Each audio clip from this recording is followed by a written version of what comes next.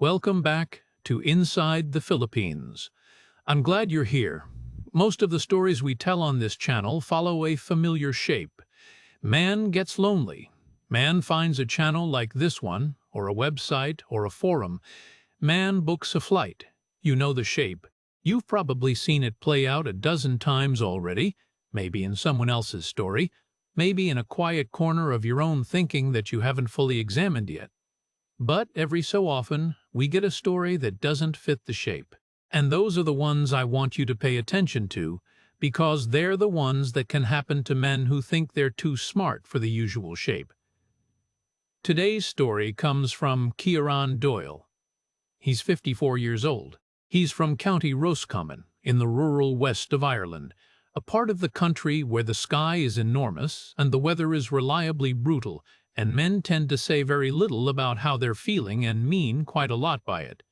He spent 32 years as a bricklayer, 32 years building walls for other people with his hands, in rain that had no business falling as hard as it did, in wind that came off the Atlantic with what felt like a personal grudge. Ciaran was married once, for 14 years, and by the time that marriage ended, something in him went quiet in a way that took a long time to stop being quiet. He's going to tell you about both his Western wife and his Filipina. He lived with both, and the differences, he'll tell you, are not what the YouTube videos say they are. This one is going to stay with you. Because it isn't a story about a monster, and it isn't a story about a fool. It's something harder than either of those things to sit with. Here's his story, in his own words. I'm not a complicated man, never was. I laid brick, I came home, I tried to be a decent husband. That was the sum of it, more or less. 32 years on the tools in Roscommon and the surrounding counties. And if you want evidence I was there, you can find it in the walls of about 400 houses that'll still be standing when everyone involved has long stopped mattering to anyone. The work suited me. I liked that it was physical, that it had a result you could see and measure and put your hand against at the end of the day. I liked that it was honest. You couldn't be vague about a wall. It was plumb or it wasn't. It would stand or it wouldn't. There's a comfort in that kind of certainty that I don't think I fully appreciated until it was gone. I met my maid when I was 26. She was teaching primary school in Roscommon town. She was smart and direct and not remotely impressed by me in the beginning, which I found attractive in the way that men often find the wrong thing attractive. We married in 1998. We bought a small house outside town. We tried for children for a few years and it didn't happen, and we stopped talking about it, and then we stopped talking about quite a few things, gradually, the way water finds its level. I want to be fair to my read here because she deserves that. The marriage wasn't bad. There was no affair, no screaming row that ended it, no single moment I could point to afterward and say, there, that's where it went wrong. It just ran out of road. Two people in parallel like two walls that were never properly tied together at the corners. Standing, technically, but not really a structure. The last real conversation we had, the one that was honest anyway, she said to me, "You were always grand, Ciaran. No matter what I said, no matter what happened, you were always just grand." I didn't argue with her. I was grand. That was the problem. The divorce came through in 2013. I was 42. I stayed in the house afterward, which in hindsight was an odd decision. But I don't think I was making decisions so much as just failing to make them, which is a different thing. I slept in the same bed. I sat in the same chair. I worked the same sites. I drank at the same pub on a Friday, same stool, same order, home before 10. I told myself I was fine. The word I used, obviously, was grand. 8 years of that. 8 years of the same chair. The back started going seriously wrong in my early 50s, the way backs do when you've spent 3 decades crouching and lifting and standing on scaffolding in cold weather. The spine is not designed for what bricklayers ask of it, and eventually it presents you with a bill. Mine arrived when I was 52, in the form of 2 herniated discs and a consultant in Galway who told me I was done with heavy work. Not winding down. Done. Retirement, when you haven't planned for it and don't particularly want it, is a strange thing. I had my pension contributions, such as they were. I had the house. I didn't have a hobby, an identity outside the work, a social life that amounted to anything, or a clear picture of what a Tuesday afternoon was supposed to look like when there was no site to go to. I had the same chair and considerably more time to sit in it. I sold the house in the spring of 2022 $155,000 after everything was settled. The most money I'd ever had in one place. It felt less like a windfall and more like a verdict. Here is the total sum of what you've built, personally speaking. See how it fits in your hand. The Philippines came into my thinking the way most things come into my thinking sideways, through someone else's conversation that I was only half listening to. My sister's husband, Padraig, had done a short contract out there a few years back, construction consulting of some kind, and he mentioned Cebu once at Christmas dinner, how cheap everything was, how warm. I nodded and ate my turkey and forgot about it more or less immediately. Then, one night in October, rented flat in Castlerea. Nothing on the television worth watching. 3 cans of Guinness in and heading for a 4th, I found myself on YouTube. I wasn't looking for anything specific. One video led to another, the way they do. Retired man in shorts, sitting outside a cafe somewhere warm, talking about how far his pension went. Another man, British, I think, walking through a market, naming prices, looking delighted with himself. Another one, more serious, giving practical advice about visas and health care and cost of living. I watched 17 of them. I counted, because even at the time I knew it was the kind of thing I'd want to be able to tell accurately later. I want to be honest about what I was and wasn't looking for. I wasn't looking for a woman.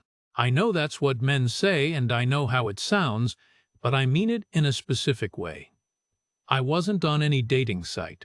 I wasn't watching the videos that were clearly about that subject. What I was looking for, if I'm being precise about it, was somewhere that wasn't the same chair. I booked a 2-week trip to Dumaguete, not Cebu, not Manila. A commenter on one of the videos had said Dumaguete was quieter, more like a real town, less like a production. That appealed to me. I wasn't looking for a production. I was 53 years old. I had $155,000 in a bank account and a bad back, and no particular reason to stay, and no particular idea of what I was going toward.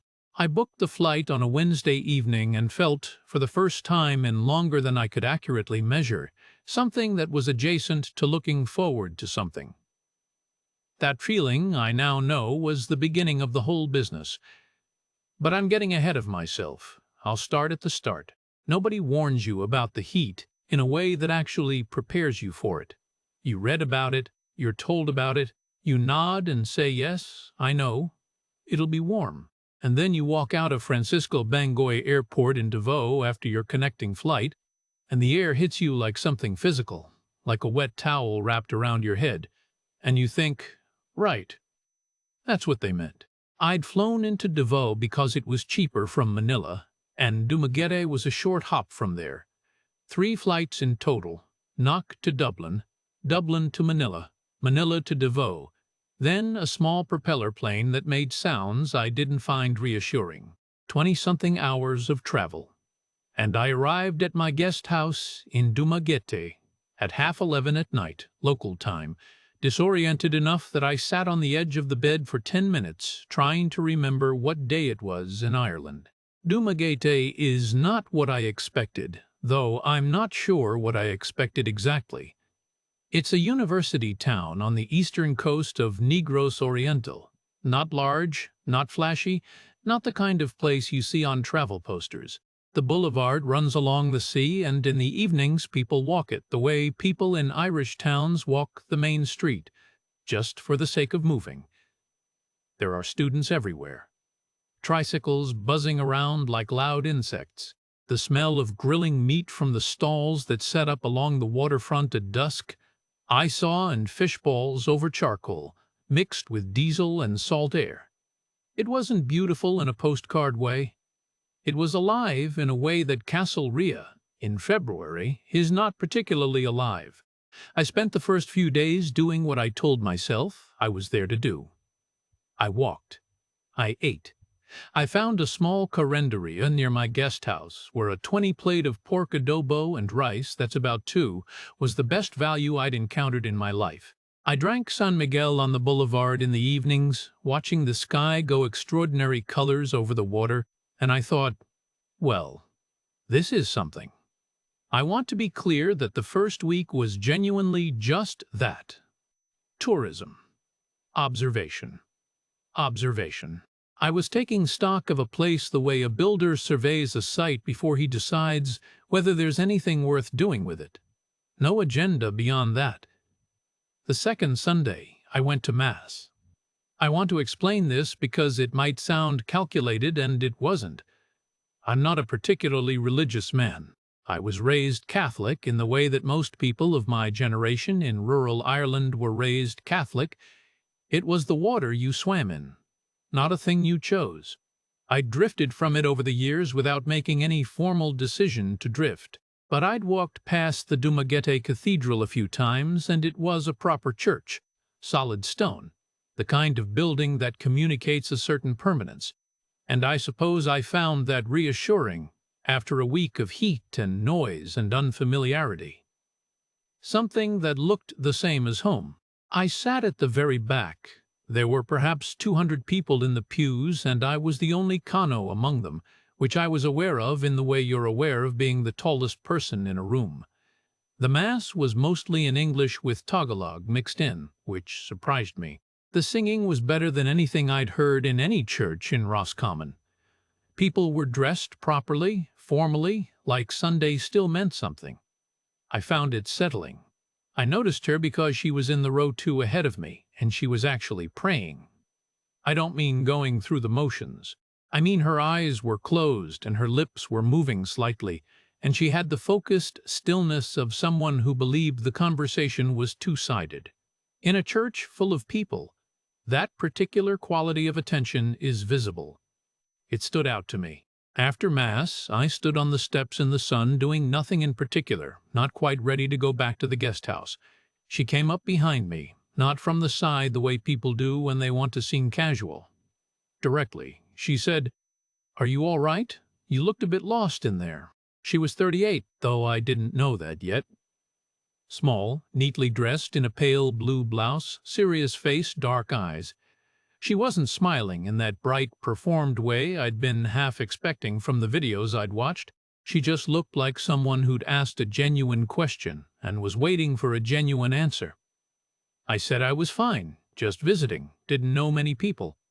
She said that was all right, visiting was fine. Her English was precise and careful, the way Filipinos who speak it well tend to speak it, each word chosen rather than thrown. She asked if I'd eaten. I said not yet. She said there was a good place nearby if I wanted company while I ate. She was in no hurry. Her name was Grace. We ate at a small restaurant a few streets from the cathedral. Nothing elaborate, bowls of sinigang, sour broth with pork and vegetables and rice, and a shared bottle of water. The whole meal came to maybe $3.50, about $6. She paid for herself before I'd processed that the bill had arrived, which I noticed. We talked for 2 hours. She told me about her work at the pharmacy, about studying for a pharmaceutical license she hadn't quite finished. She told me about her family in the province. Her parents, her 5 younger siblings, her father's bad hip, her mother's diabetes. She described all of this without complaint, with the matter-of-fact tone of someone reporting the weather. This is the situation. This is what it requires. Looking back now, I can see that I was hearing what I wanted to hear. I heard a woman with a strong sense of duty and a calm, undemanding manner, and I filed that under the category of admirable. I didn't hear a woman describing a set of financial obligations that had been running since she was a teenager and would continue regardless of what else happened in her life. I wasn't listening for that. I was listening for who she was. And here's the thing I need you to understand. The thing that makes this story harder than a simple cautionary tale. Who she was genuinely decent. I'm not revising that. She was intelligent and composed, and she laughed quietly at the right moments. And she didn't ask me a single question about money. Not that day. I walked back to the guest house that evening, and the boulevard was full of people in the cooling air, and children running around, and the karaoke starting up somewhere down the street, bleeding through someone's open window. And I thought, right, I'll stay a bit longer. I extended the trip by 3 weeks that night on my laptop. The flights cost me about $180 to change. It felt, at the time, like the most straightforward decision I'd made in years. We met for coffee the following Tuesday. Her suggestion, a small place near the SM City Mall, nothing fancy, plastic chairs and a ceiling fan working hard against the heat. I got there first and ordered 2 coffees, and when she arrived she looked at the cups and said she would have got her own, and I said it was only coffee, and she said yes, but still. She meant it. That was the thing. It wasn't performance. She actually meant it. The second time we met for coffee, about a week later, she got there first and had already paid for both before I sat down. I tried to give her the money and she waved it off and said we were even now. I laughed. It was the first time I'd laughed at something, without it being a response to someone else's joke, in longer than I could specifically remember. I want to dwell on that for a moment, because it matters. Not the coffee money, the laugh. There's a version of a man who's been sitting in the same chair for 8 years, and that version of a man has forgotten that the ordinary back and forth of being with another person can be genuinely funny. Not performing funny, not socially obligated funny, just funny, because the situation has a lightness to it that you weren't expecting. Grace had that. She was dry, in her way, understated. It suited me. After the second coffee, I asked if she'd like to spend a day out somewhere at the weekend, somewhere outside the city. She thought about it for a moment, not coyly, not strategically, just actually thinking, and suggested Valencia. It's a town up in the hills above Dumaguete, about 20 minutes by jeepney, cooler than the coast, surrounded by farms and forest. Practical choice. Not romantic in any deliberate way. That appealed to me too. We took the jeepney up on a Saturday morning, crammed in with a dozen other people and a woman who had, for reasons I didn't investigate, a live chicken in a bag. Grace didn't find this remarkable. I decided to also not find it remarkable. We spent the day walking, eating grilled corn from a roadside stall, 15 each, less than 30 cents, watching the view back down toward the sea.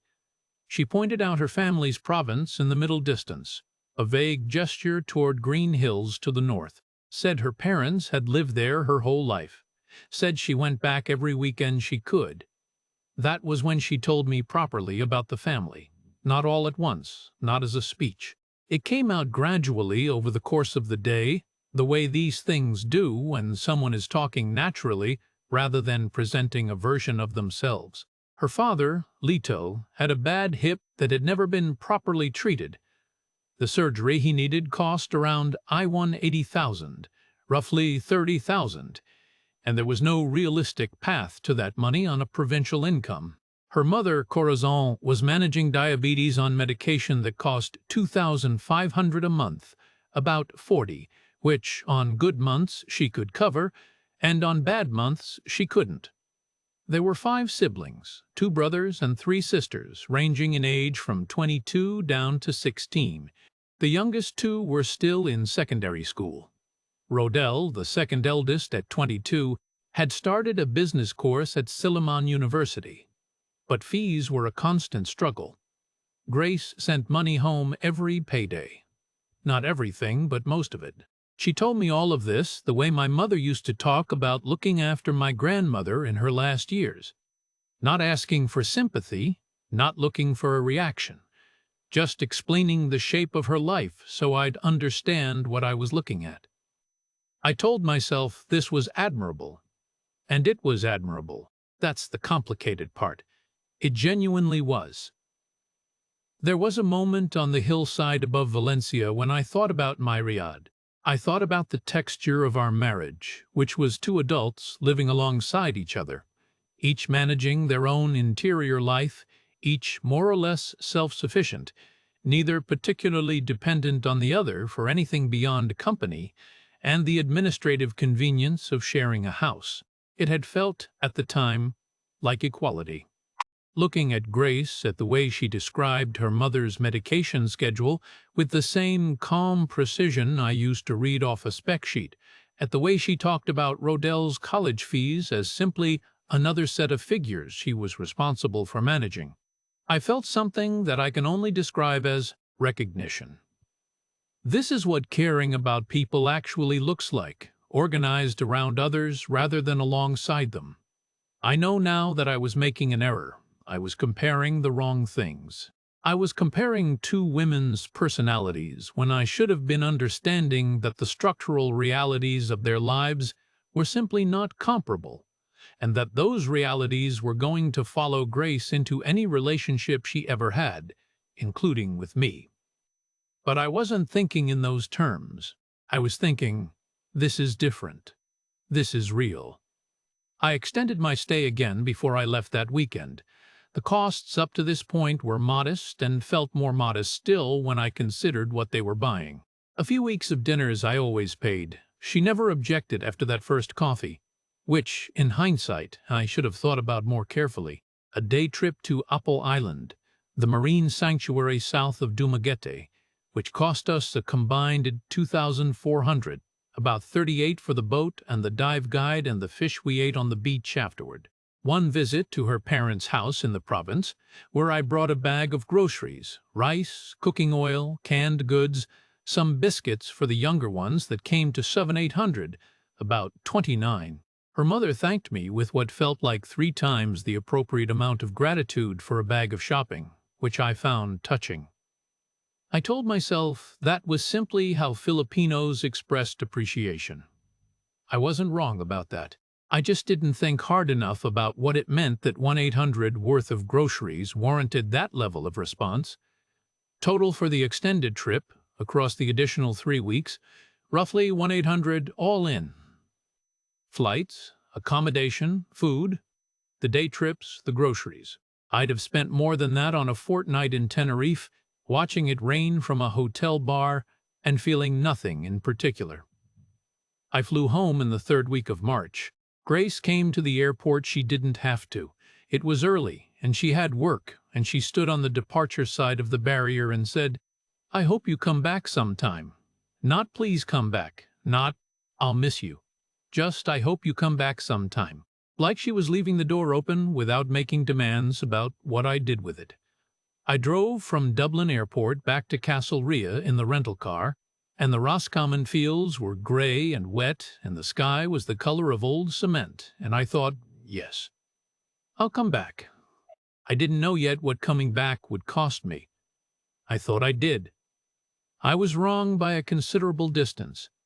I want to tell you about the flat in Castlerea, because it matters to the story in a way that's easy to underestimate. It was a 2-bedroom place above a hardware shop on the main street, which I rented because it was available, and the price was reasonable, and I had no particular preference about where I lived anymore. I'd put most of the furniture from the old house into storage. The flat came part furnished: a sofa, a kitchen table, 2 chairs, and I added a bed and not much else. It was a functional space. Clean, adequate.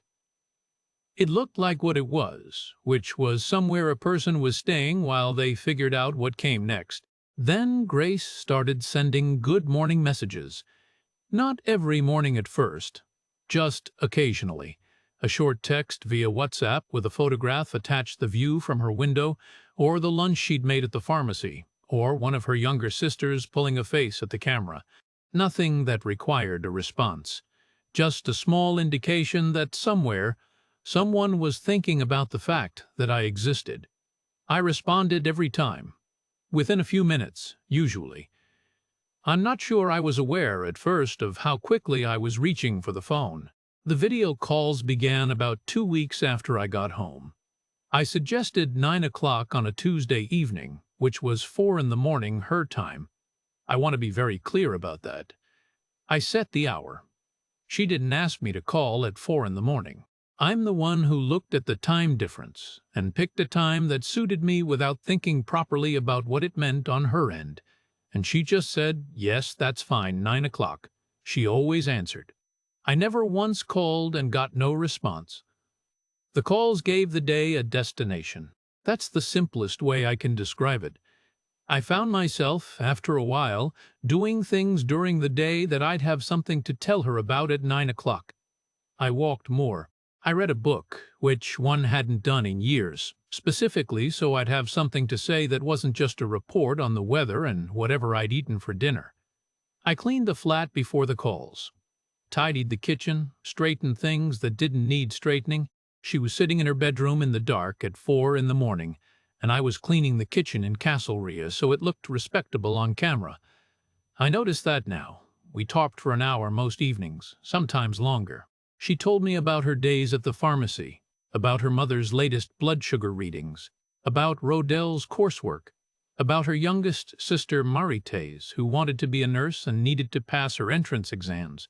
I told her about Roscommon, about the rain, about the progress, or lack thereof, of various bits of admin. I was doing pension paperwork, the storage unit, an ongoing dispute with the letting agency about a deposit. Ordinary things. The ordinary texture of two people's days. It was the first time in 11 years I had something like that, and I want to be honest about how much it mattered, because the mattering is what makes the rest of the story make sense. The first request came in the 6th week. She mentioned it toward the end of a call, almost as an afterthought. Rodell's university fees for the 2nd semester were due $18,000, which she explained was approximately 3 weeks of her pharmacy wages.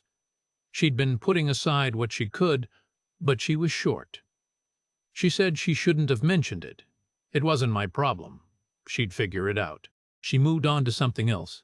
I said I'd transfer it. She said no, really, she hadn't meant to say anything. I said it was fine. She said she felt awful asking. I said she hadn't asked, she'd mentioned, and there was a difference. I sent $718,000 via Remitly the following morning. At the exchange rate at the time, it came to about $2.90. I didn't think about it for more than 5 minutes. I'd spent more than that on a weekend in Cork that I couldn't clearly remember. The pattern of the requests, and I want to describe this precisely because it's the thing I've thought about most since, was always the same. Something would come up. It was always real. The medication, the fees, the broken refrigerator that happened in month 4 and cost $15,000, about $2,240 to replace, which was, Grace explained carefully, equivalent to 6 weeks of her savings. It was always presented reluctantly as information rather than as a request, accompanied by a statement that she'd manage, she shouldn't have mentioned it, forget she said anything. And the reluctance was real. I could see it. She wasn't performing the reluctance. She genuinely found these conversations uncomfortable. And that, I now understand, was the problem. Because the discomfort was genuine, and watching someone experience genuine discomfort about asking you for help makes you want to help faster, not slower. It triggers a different response than a direct request would. A direct request you can consider, reluctance you want to resolve. I was sending between $18,000 and $18,000 a month-by-month 5, roughly $290 to $400. Not every month, the same amount. Not always framed as a fixed transfer. More like responding to circumstances as they arose. The medication costs. A school uniform for one of the younger sisters. A contribution toward her father's doctor's visit. I kept a rough mental tally and told myself it was manageable, which it was. But I wasn't thinking about accumulation. I was thinking about each individual situation, which is, I suspect, how these things always work. over 6 months. Back home in Castlerea between March and September, I sent approximately 2,600 to Grace's family. I know the figure because I went back through the Remitly records afterward and added it up, which is a thing I wouldn't have thought to do at the time, because at the time I wasn't thinking of it as a figure. I was thinking of it as individual decisions, each of which was reasonable. There were two things I noticed and didn't properly investigate. The first was the calls that ended abruptly when Grace's phone battery was low. It happened regularly enough that I registered it, but I told myself she was simply practical about technology, which was consistent with everything else I knew about her. I didn't dwell on it. The second was Ronaldo. Her eldest brother came up in conversation more than I'd have expected, given that Grace had described him as difficult and someone she didn't have an easy relationship with. But when financial decisions needed to be made, when the refrigerator needed replacing and a model had to be chosen, when Rodell's fees were being negotiated with the university, it was Ronaldo's name that appeared. Ronaldo thought this option was better. Ronaldo had spoken to the supplier. Ronaldo had handled it. I told myself it was a family dynamic I didn't fully understand. That in Filipino families, the financial decisions ran through different channels than I was used to, that I shouldn't read into it. I told myself quite a few things, looking back. But at 9 o'clock on a Tuesday in Castlerea, with the rain hitting the window above the hardware shop and Grace's face lit on the laptop screen, the flat clean and the tea made, and the hour I'd been looking forward to all day finally arrived. I wasn't looking for complications. I was just glad to be there. I booked the return flight to Dumaguete in September. I'd been back in Ireland for 6 months, and it felt like considerably longer. I flew back in October. 2 months planned, long enough to properly assess whether the life I'd been imagining on those 9 o'clock calls was anything like the life that actually existed on the ground.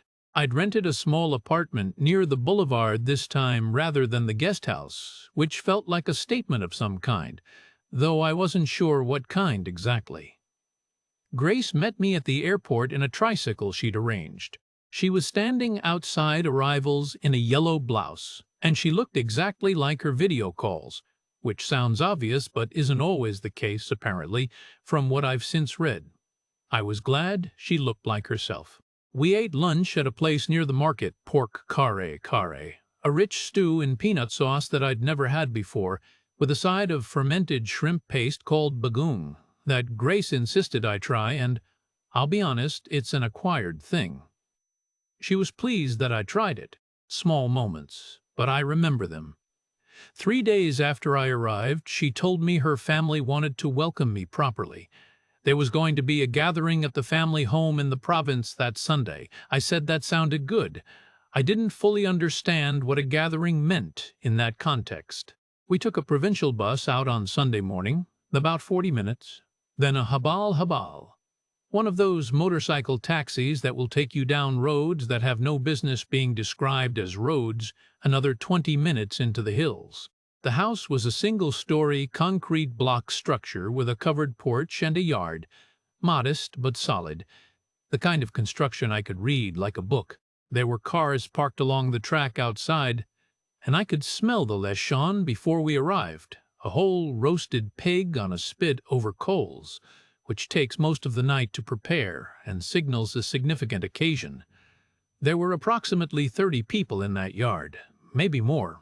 3 generations, grandparents, aunts and uncles, cousins, children of various sizes, Grace's 5 siblings. Neighbors had come. The barangay captain, someone mentioned. I was introduced to each person individually, which took some time. The children stared at me with the frank curiosity that children apply to anything unusual. One small girl, perhaps 5 years old, climbed directly onto my lap within 10 minutes of my arrival without any preliminary social negotiation. I sat there with this child on my lap eating lumpia crispy spring rolls that someone kept pressing on me, and I thought, when was the last time I sat in a room and felt like I was supposed to be there? Her father, Lito, shook my hand with both of his and held it. He didn't say much. His English was limited, and I had no Cebuano at all. But he looked at me directly and nodded, and the nod communicated something I felt clearly even if I couldn't have translated it into words. "You're welcome here," something like that. I want to be accurate about what this experience was and wasn't. It wasn't calculated.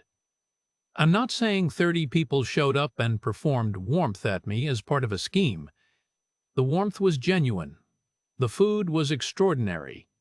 The children were real children who couldn't have been briefed on the importance of sitting on my lap at the right moment. Filipino hospitality at a family occasion is not a performance. It's simply what it is, which is thorough and unconditional and overwhelming if you're not used to it.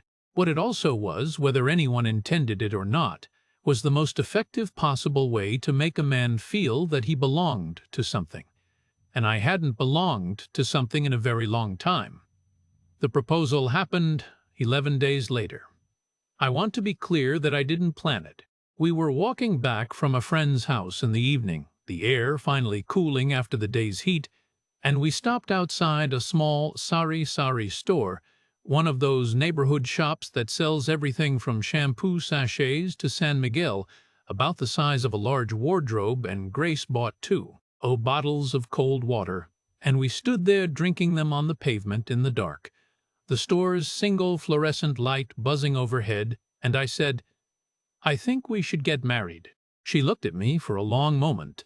Then she cried.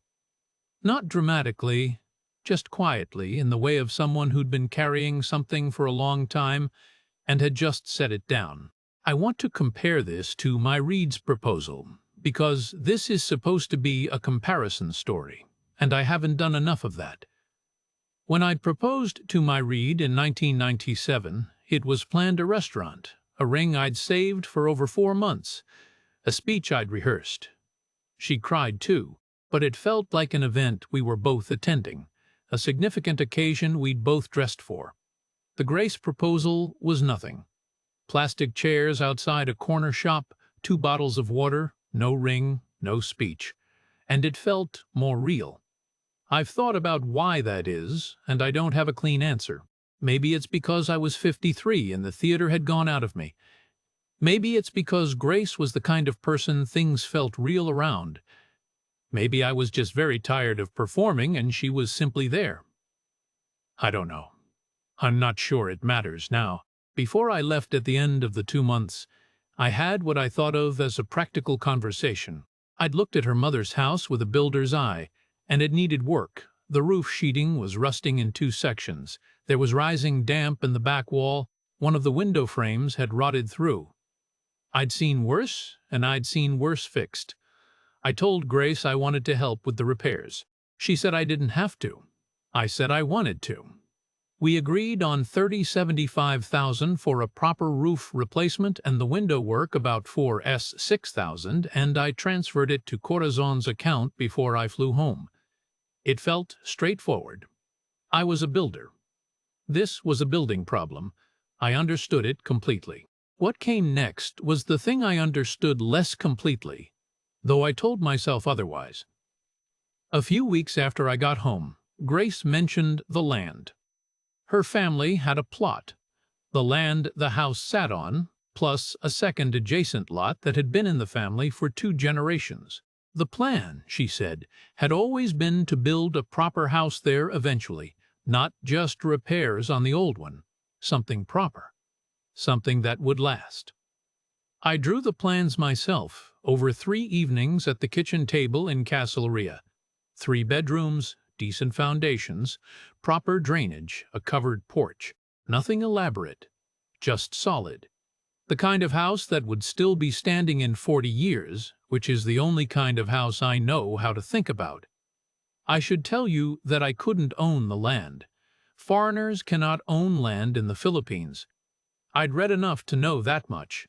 The property would be in Corazon's name, on land that was already the family's. I told myself this was fine, because I was going to be part of this family. I told myself the house was an investment in the future I was building here. I told myself a builder building a house was not a sentimental act, but a rational one. The first tranche was 50,000, about 8,000 for materials and foundations. Ronaldo was overseeing the construction. I had not spoken to Ronaldo directly about this. Grace conveyed his assessments and decisions, and I accepted them, because I was 8,000 kilometers away and she was there and he was there and I was choosing to trust the arrangement. The photos came regularly at first. Foundations being poured, walls going up block by block. I looked at those photos with a professional eye and nothing looked obviously wrong, which I took as confirmation. By the second tranche, 406,000, about 6,500 for the roof structure and first fix electrical, the photos were arriving less frequently. Grace asked Ronaldo. Ronaldo explained there had been weather delays and a supplier issue with the roofing sheets. I told myself I knew about delays. I told myself construction in the tropics was subject to different variables than Roscommon. I told myself all of this very deliberately, the way you tell yourself things when part of you is starting to wonder if you need to. The third tranche came when costs ran over. Not 262,000, about 4,200. Ronaldo had found that the ground required additional drainage work that the original assessment hadn't accounted for. Grace apologized. I said it was fine, these things happen. In 30 years of building, they always do. Total across the house project, 18,700 of my house sale money, wired in 3 tranches to an account I wasn't on, for land I couldn't own, supervised by a man I'd met twice. I want to be clear that at no point during this process did I think I was being foolish. I thought I was being practical and generous and building something real. I thought the walls going up in those photographs were the walls of my future. I was looking at them from entirely the wrong angle. I want to describe the period before the message because it didn't arrive into a calm situation. It arrived into something that was already slightly off level, the way a floor can be slightly off level, and you don't know it until you set something round on it and watch it roll. The photo updates from the house had gone quiet in February. I'd received a cluster in January, 8 photographs in one afternoon, walls at various stages, what appeared to be roof joists going up, and then nothing for 3 weeks. When I asked, Grace asked Ronaldo, and the message came back that the electrician had been delayed and they were waiting on a delivery of fittings. Reasonable enough. I'd waited on deliveries my whole career. I said, fine, no rush, keep me posted. But the photographs in that January cluster, I'd looked at them properly, the way I look at construction photographs, which is to say with attention to what's in the background and what the angles suggest about what you're not being shown. 3 of the 8 photos appeared to show the same section of wall from slightly different positions, the same crack running diagonally from a window corner, the same wheelbarrow in the same spot. I told myself the photos might have been taken on the same day. I told myself I was being paranoid. I know the difference between reading a wall and inventing problems in it. I told myself I hadn't lost the distinction. In early March, Grace ended a call after about 20 minutes. Her sister needed something, she said. An emergency, she said, though she used the word loosely and it didn't feel like a medical crisis, more like something domestic that required her attention. She said she'd call back. She didn't call back that night, which was unusual but not unheard of. The following call, she mentioned her sister's situation only in passing, without detail, and moved on, and I let her move on because I could see she didn't want to discuss it, and I had no information that required me to press. Looking back now, I was doing what I always did, reading the structure, noting the anomalies, deciding there wasn't enough evidence to make a judgment. That habit of mind served me well on building sites for 32 years. It failed me completely here, because on a building site, the wall can't construct an explanation for why the crack is there. The Facebook message arrived on a Thursday in April. The woman's name was Shaban, which told me she was Irish before I read anything else.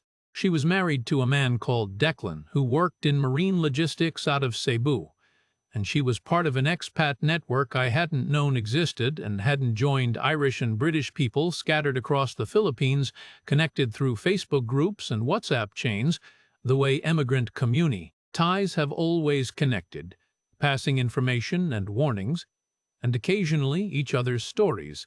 She said she'd been asked to reach out by someone who knew someone. She said she was sorry if this caused upset. She asked if I'd met a man called Pieter, Dutch, she said. She described him as Grace's boyfriend. I read the message twice. Then I put the phone face down on the kitchen table and made a cup of tea that I didn't drink. Then I read it again. I didn't reply for 4 days. I want to explain those 4 days without making them sound more dramatic than they were, because the truth is they were largely quiet. I still called Grace at 9 o'clock on the Thursday, the Friday, the Saturday, the Sunday. The calls were normal. She talked about work, about Maritz's exam results, about a new medicine the pharmacy had started stocking that she thought was overpriced. I listened. I responded. I gave nothing away, which cost me less effort than you might expect, because giving nothing away is something I have always been, as my Red could tell you, quite naturally good at. What I was doing during those 4 days was considering every explanation I hadn't yet thought of. I made a mental list, the way you make a snagging list on a job, every possible alternative reading of the information before you commit to a conclusion. She'd misidentified Grace. This Pieter was an old relationship, historical. The woman hadn't known it was over. There was a misunderstanding somewhere in the chain of people who'd passed this information to Siobhan.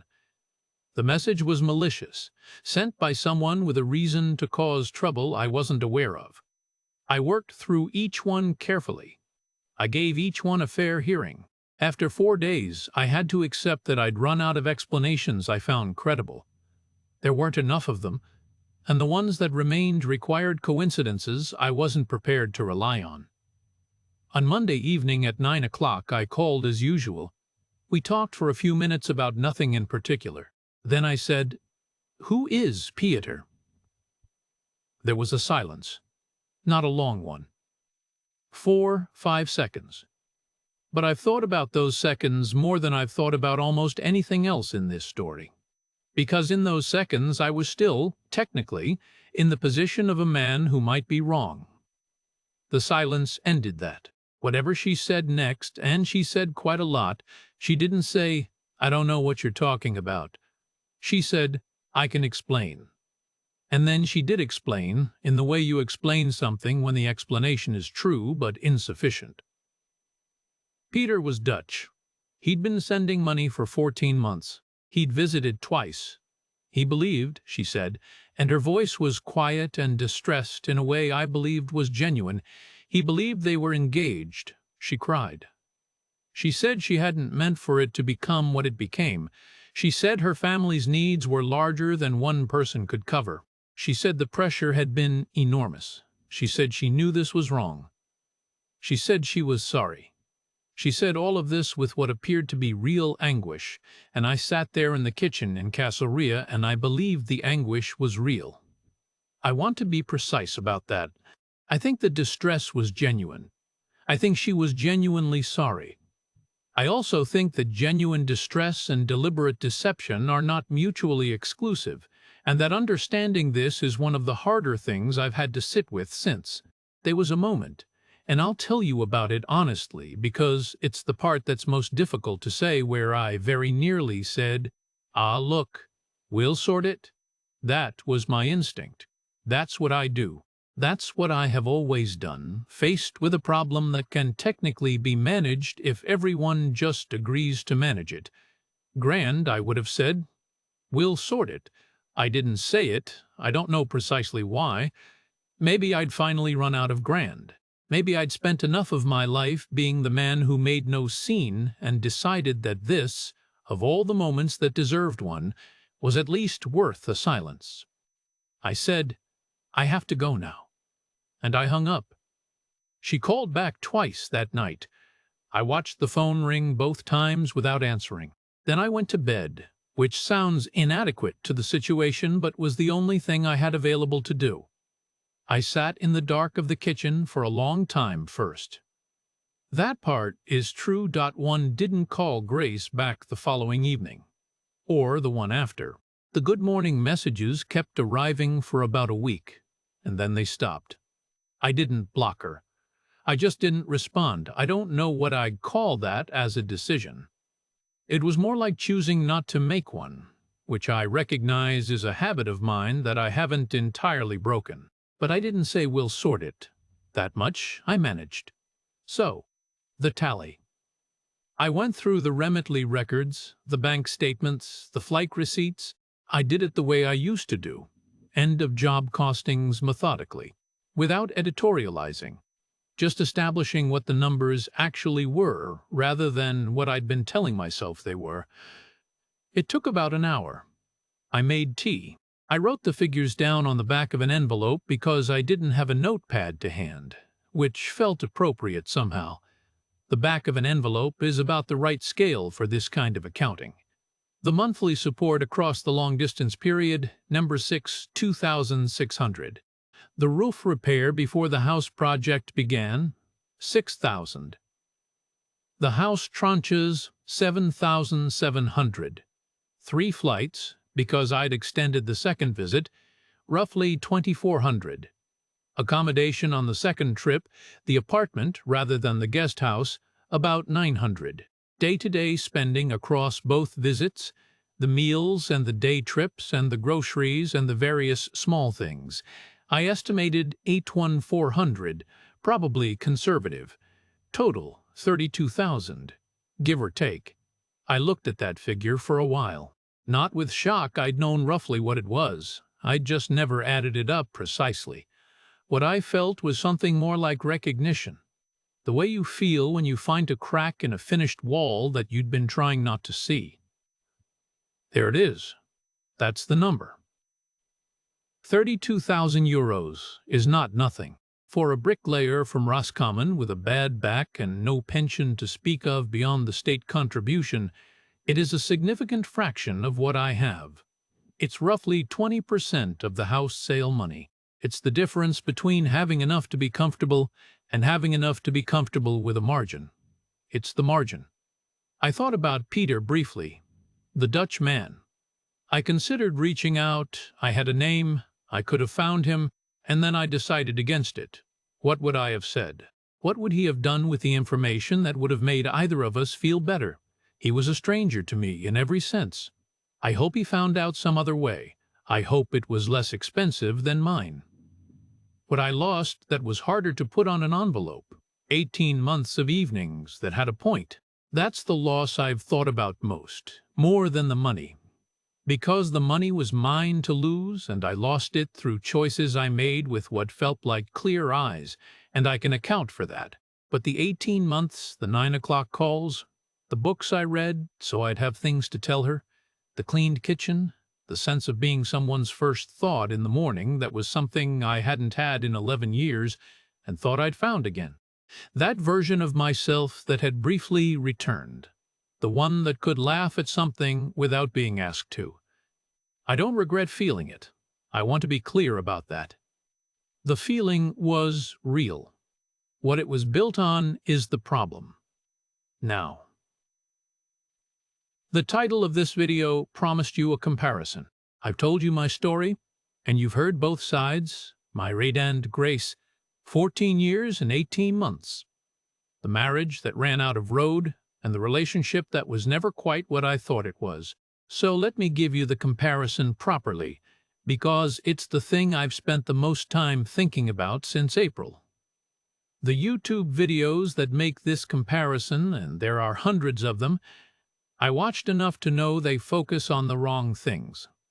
They talk about temperament, affection, whether she cooks, whether she's attentive, whether she seems happy to see you when you walk in the door, whether she's easier to be with than the woman back home who told you that you were emotionally unavailable, which, fair enough, I was. They don't talk about structure. They don't tell you that when you choose a Filipina partner, particularly an eldest daughter from a provincial family with limited income, which is a significant proportion of the women you'll meet, You are not simply choosing a person. You are electing to join an existing arrangement, an arrangement that predates you, that will outlast the relationship if the relationship ends, and whose terms have never needed to be spelled out because, within the culture, everyone already knows what they are. There is a concept in Filipino culture called utang na lube, debt of gratitude, the deep, non-negotiable obligation to return kindness, especially within a family. Grace's family had been doing what families do under financial pressure, finding ways to survive, pooling resources, using every relationship available to keep things going. In a country where there is no welfare state worth speaking of, where health care is expensive and uninsured, where a pharmacist's wage does not cover a family's medical costs and university fees and a decaying roof, a foreign partner with savings is not a romantic prospect so much as a resource. That's not cruelty. That's arithmetic. I was not deceived about Grace's family obligations. She told me about them at the start, clearly and without drama. I heard devotion where I should have heard a structural description of what I was signing up for. That's not her failure. That's mine. The difference between my Western wife and my Filipina, I've concluded, is not what the videos say. The difference is this: with my Ryed, her family was my problem, if I chose to make it my problem. With Grace, her family was my problem whether I chose it or not. It wasn't a condition she was imposing. It was simply the reality of her life.